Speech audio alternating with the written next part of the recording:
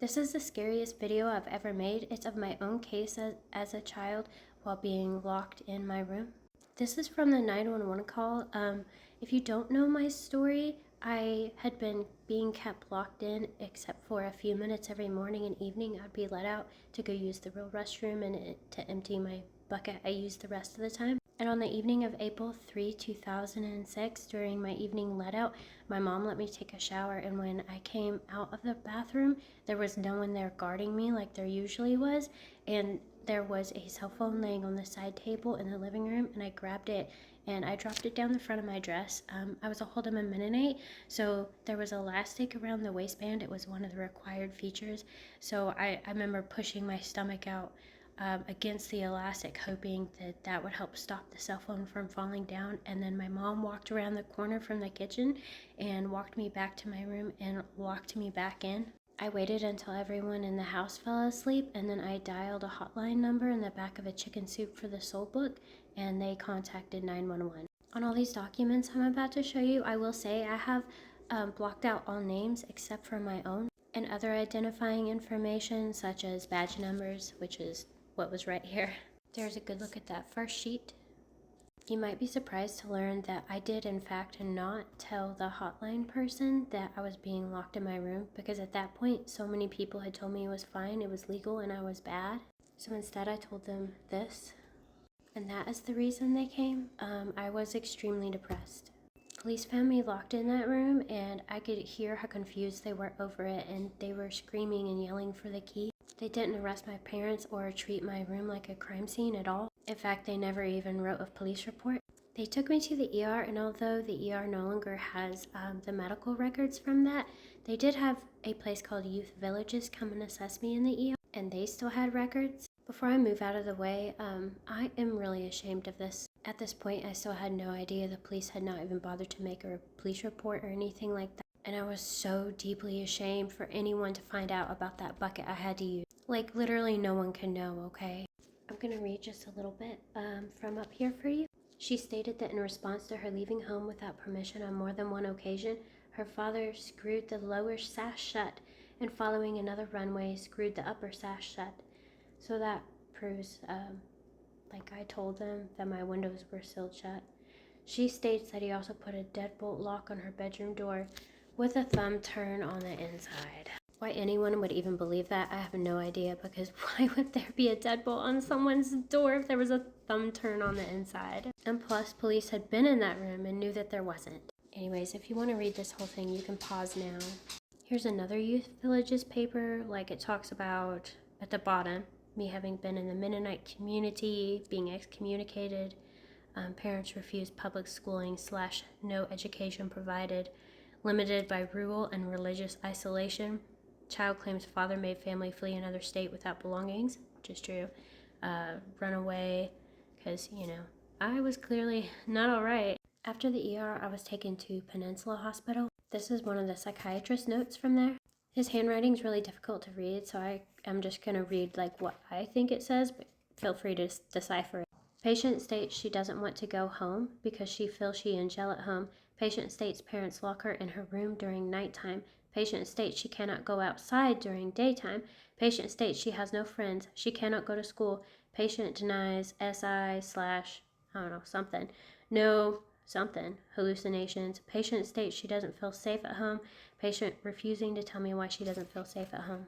I understand that no one is a mind reader, but me talking about being locked in my room at night is bad enough. Like, that's still not legal. And me saying I couldn't go outside during the daytime was me trying to, in a roundabout way without saying it, say that I was locked in during the day too. I'll move so you can see it better if you want to.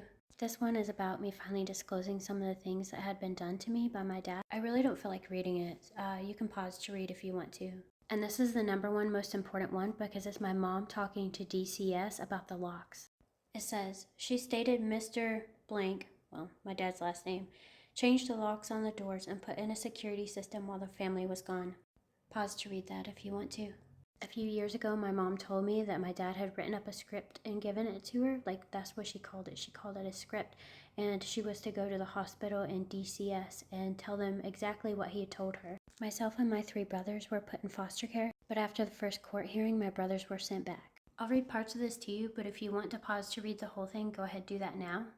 By the way, DCS never went after my parents for locking me in, and the police never did either, which is literally crazy to me because it was one of the most provable things. It was so easy.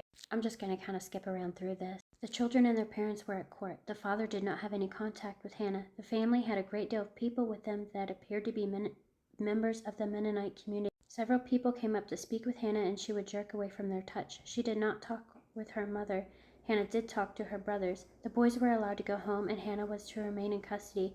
Hannah was very happy she was not being made to return home. DCS staff transported Hannah back to the DCS office. My dad, controlled the answers to all questions. He refused to allow DCS staff to make pictures of the boys, citing religious beliefs, but made it plain it was not the church's role. He was friendly to the CM and spoke about Hannah's needs being a physical and an OBGYN exam. He said she has a great deal of female problems. By the way, my dad was a doctor, and I had never been to an OBGYN before in my life. If you can't tell, I think this kind of shows that he had a thing for doctors viewing parts of me. The CM told him the CFTM was set for May 9, 2006 and explained the process. He stated he did not know if he would attend, as he would discuss this with his attorney. The CM explained his attorney or anyone he desires to attend is invited. Again, he stated he would not be giving any interviews or attending meetings with his attorney's approval because he had advised him not to do so until the trial. Next one, pause to read if you want. This one's from July. It's the education hearing. The CM attended the education hearing. Hannah reported to the CM she did not think she could testify in the presence of her parents as her mother will be upset and her dad will get mad. Hannah did testify. The CM was under rule and did not hear her testimony. Mother used things told to her by Hannah at the last visit against her in testimony. The judge ordered Hannah to remain in custody under the unruly petition filed by her parents prior to custody. He ruled there was not clear and convincing evidence that she was D/N because there was not corroborating evidence, but he wanted to make it clear he was not saying he did not believe Hannah. I didn't have any proof that I had been R-worded. I do believe that the judge believed me, and he ruled me unruly to save me. Next paper, go ahead and pause to read if you'd like. This is from November 30, the month before I was going to turn 18. Circuit Court hearing for father's appeal for unruly order. Judge Blank ruled that Hannah was unruly. Her father filed the petition, and the father appealed it in an attempt to get Hannah home before her 18th birthday. I'm going to skip the next part. It's just about travel in there. The attorneys met with Circuit Court Blank, and the father's attorney wanted testimony from Counselor Blank, my therapist.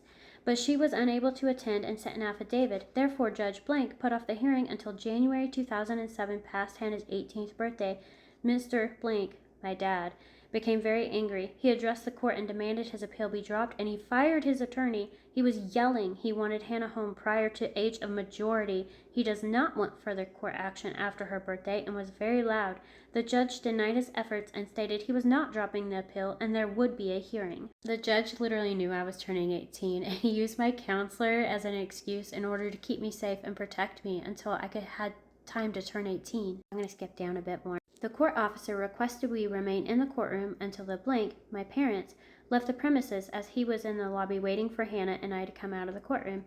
After he left the parking area, Hannah and I got into the car and took the long way back to the office. That was the day I knew I was finally safe, and I turned 18 just a couple weeks later.